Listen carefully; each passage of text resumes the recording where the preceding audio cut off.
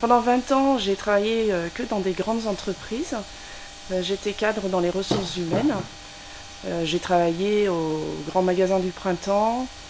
J'ai fait de l'industrie aussi chez Cervère, une filiale d'Air France.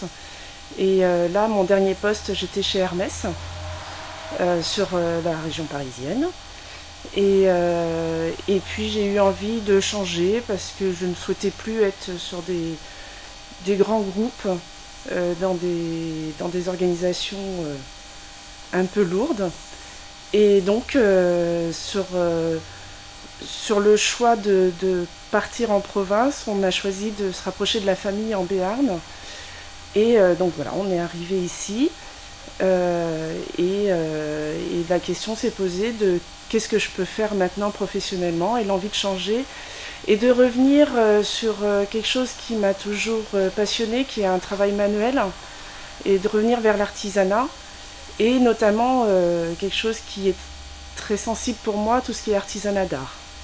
J'étais avec une amie qui elle aussi était dans un projet de reconversion professionnelle, et on s'est promené dans le Béarn en visitant diverses usines de fabrication, donc des tissus, des bérets, etc. Et le hasard nous a amenés chez Denis pour rencontrer ce savoir-faire.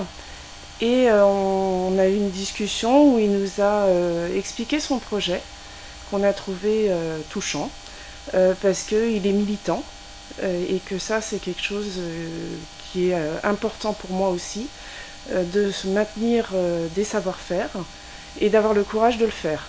Donc quand il nous a parlé de son souhait de chercher quelqu'un pour une transmission, ça nous a toutes les deux allumé une petite lumière en se disant pourquoi pas.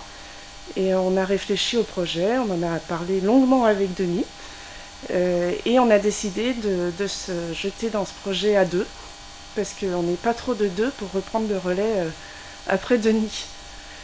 Tuetam, elle s'occupe de toute la partie commerciale, marketing, c'est la tête, et moi je suis les mains. Et du coup aujourd'hui Denis m'apprend le métier pour pouvoir reprendre et assumer le mieux possible la suite de cette entreprise, en maintenant ce qui est très important pour nous, un niveau de qualité et la dimension artisanale. Donc pas rentrer dans quelque chose dans le nombre, mais rester vraiment sur cette exigence du travail bien fait et du beau travail.